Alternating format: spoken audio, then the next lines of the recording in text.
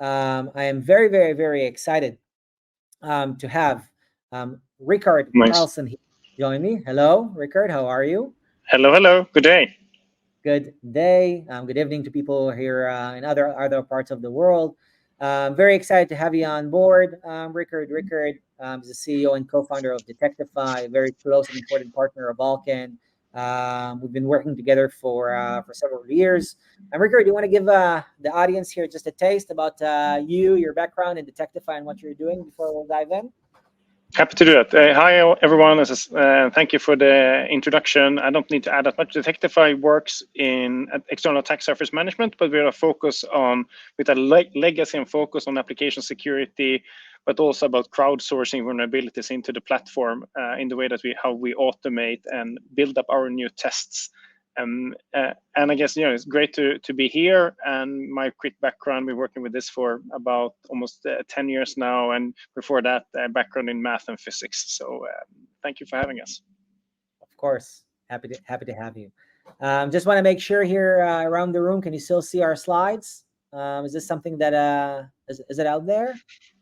Yeah, just at least I can see them. If you can see them, I can see them as well. Yes, perfect. Thank you, Jocelyn. All right, so we've asked Rickard here to join me to talk a bit about what Detectify and what we are seeing from CyberRisk perspective trending in 2023 and what we expect is going to happen in 2024. It's going to be brief, not a lot of fluff, just really real data that we have collected from our customer base that allows us to understand where the market is going and what also we are going to do in the market as we go along. The first thing is that I believe everyone here is feeling it, is that the volumes are just going crazy. Between the different amount of scanners, 95% of the organization today use more than 2 scanners. Let me tell you a secret, more than 5 for our customer base. Huge backlogs and a lot of new vulnerabilities detected. Rickard, I would like to start maybe talk about the less point here, the 300 0 days received. This is something that you have collected from your customers. Can you tell a bit about what your analysis around this and how do you see that from your customer base? I think what is interesting is the 300 0 days was Detectify as a platform. We're using a crowdsourcing community to enhance the detections of our tests. So we're not only relying on like public CVE lists, but also, what can we get from the market? And I think from this community over the past 3 years, we received somewhere approximately to about 300 0 days. And this is everything from, of course, things that in the end returns and becomes a CVE and, becomes one of these 66% of or 100,000 typically type of vulnerabilities, and some doesn't even make it there, because I think this is also what you're talking about. The attack surface of companies are changing, and the coverage of many of the traditional lists in this world maybe not be as good.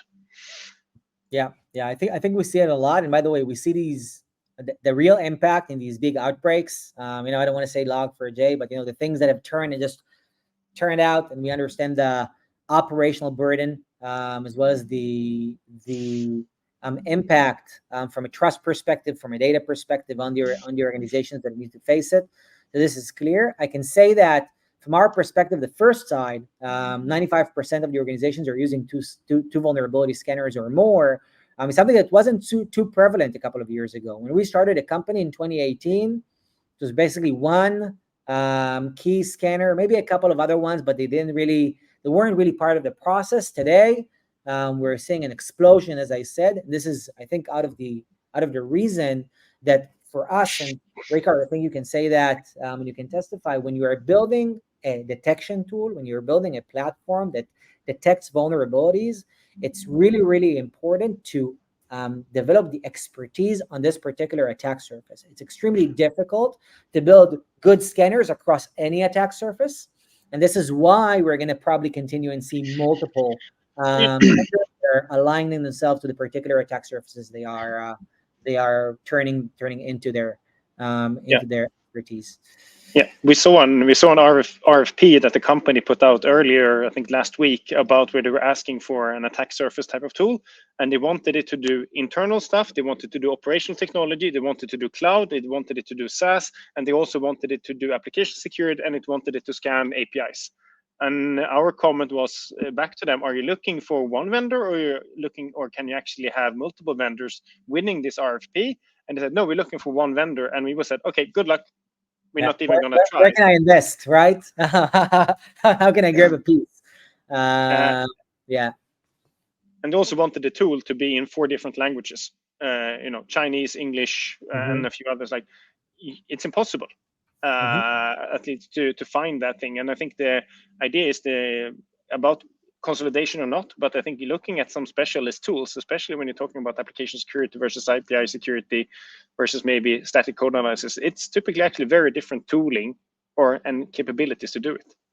Yep, I fully agree. The second thing that we've been seeing is the challenge actually quantifying and prioritizing risk. From translating it to dollars to a more naive and basic concept of deciding what we need to do first. I think one of the things that we see, probably the most staggering thing, is that unlike 5-10 years ago, the vast majority of vulnerabilities are not CVE driven.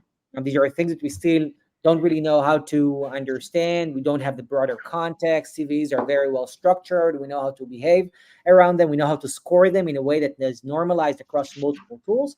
But most of the things that our newer tools are detecting are just not that.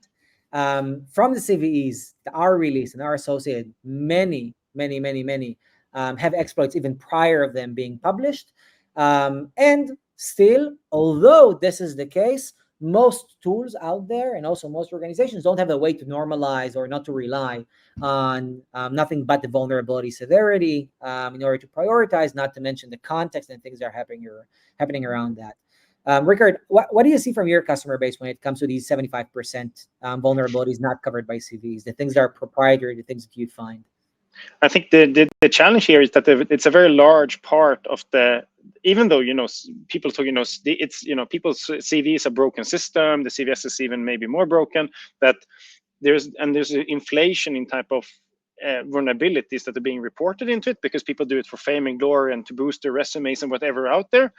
But then we look and say, well, okay, we as a tool are not a CVE focused tool. Of course, but we can see that we find a lot of critical things and complicated things in organizations' attack surfaces that are not then CV covered. And I think the challenge is there is so many operating systems or so many like processes that are built based on the history of traditional patch management. But I think if you then also starting to look at EPSs and things, it gets challenging when a large share of the attack surfaces are not maybe that well covered by the traditional methods that the people have been known to be using over the past 15 years.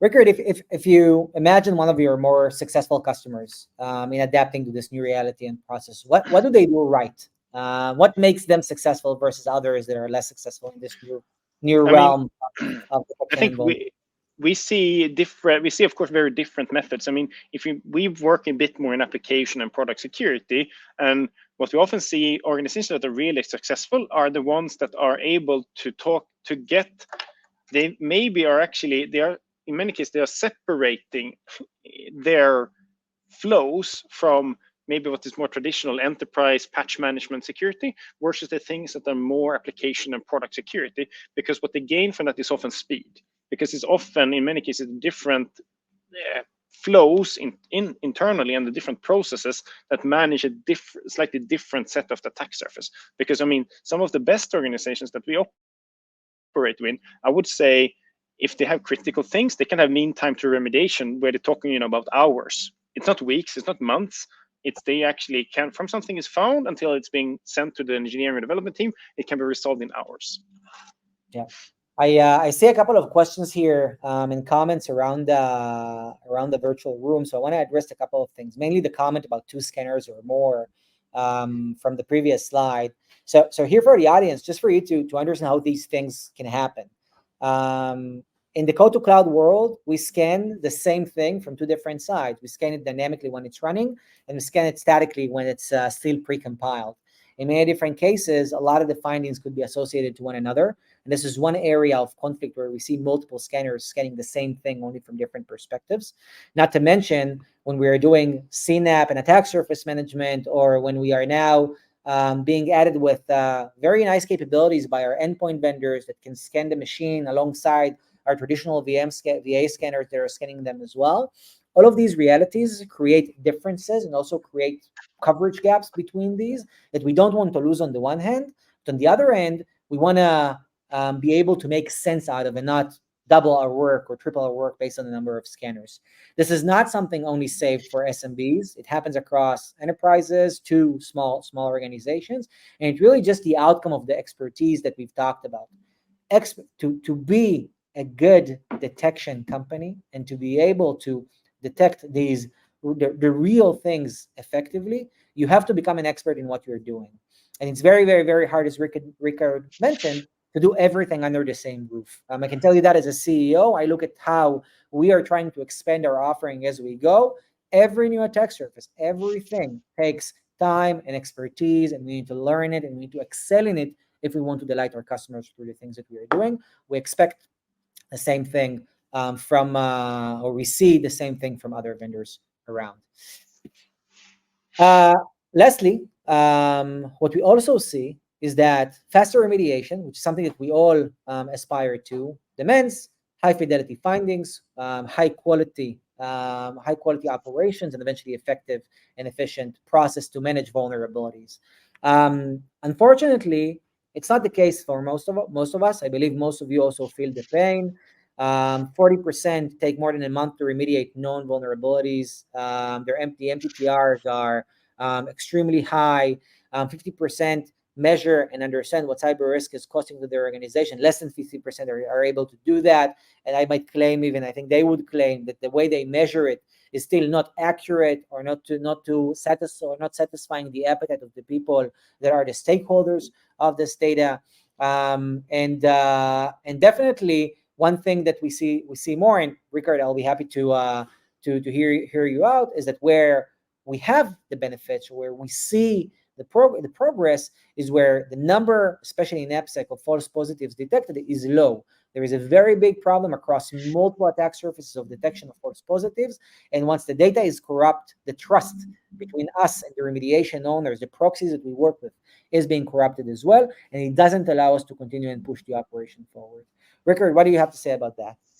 I think this is, I mean, when we talk about organizations that are able to get really, very fast mean time to remediation, is when they have trust in the data, when they don't need to scrub the data that much before they can route it to the end person that's actually responsible to it. And I think in our case, I think the bracket should actually be the other way around. So we're typically less than 1% false positives. And I think in our world, that's because we work with payloads when we're testing the data. And if you compare that then to a static code analysis, maybe a bit untrained, you can maybe talk about 10 or 20% false positives. So, and then it's a question, you're maybe talking about software composition analysis. Should you fix everything that an SCA tool gives you or not? Or should you only fix the things that is maybe in the attack path or that is being loaded in your systems? I think that's a question, because some people talk about you want to fix everything from an SCA tool because it's about maybe cyber hygiene and you get your code in order. But if you don't talk it from a risk point of view, is it worth fixing everything? I think that's the main thing, and it's also debate that is at the moment.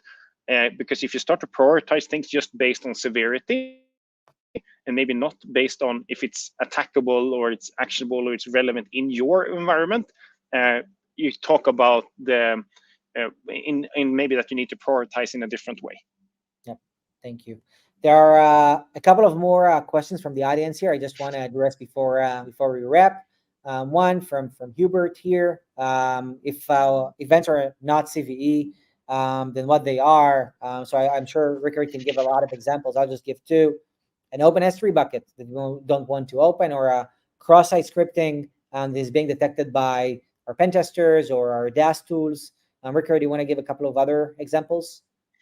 I mean, and that's one thing. I mean, you're talking about a lot of things that are actually in the modern cloud world. You're talking a lot about misconfigurations, because as soon as you move away from the traditional infrastructure and operating system type of security, the whole notion of patches is much less common, I would say. So a lot of things in the AppSec world, and that is also that where you maybe combine misconfiguration and developer mistake, there you have typically never any type of CVE type of tracking of it. And I would even claim we perceive a CVE, we perceive a vulnerability or a non-CVE driven vulnerability also as overprivileged users in different systems. Different platforms. We don't want them. We don't want these users to be overprivileged with, or other things that are not necessarily in the infrastructure attack surface, but go above it and are related to the configurations, the code that we have written, and so on. Thank you for that. We have one more, which I think is very important. If not severity, then what other matrix is there to leverage for prioritization and remediation?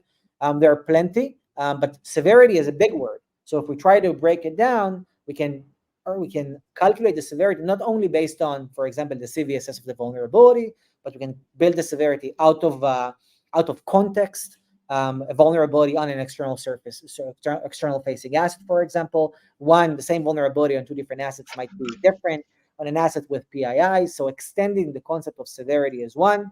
Second way to prioritize is the impact of remediation. What type of action we can take that will fix many vulnerabilities or will reduce a lot of risk. We can decide to prioritize our efforts based on the things we actually need to deploy, fix, patch, change in the code, configurations we can run. Lastly, another option is based on money. If we have a good way to quantify cyber risk to money, let's go and save the best amount of money that we can. That's it. Rickard, thank you. We're already 2 minutes out, and I'm being yelled at here. No one is hearing. So I just want to say, Vulcan and Detectify together work with customers to basically unify and operate better around their application security programs. A lot of customers are using Detectify to basically detect vulnerabilities in their applications in runtime. Detectify are doing a terrific work with their customers, and we feel it as an aggregator. This allows us to also provide a broader, more efficient view across applications, but also throughout the entire attack surface. Rickard, I appreciate you spending time with me. Last words for the audience before we pass the show to the stage to others. I would say, hack the planet. That's good. Thank you very much.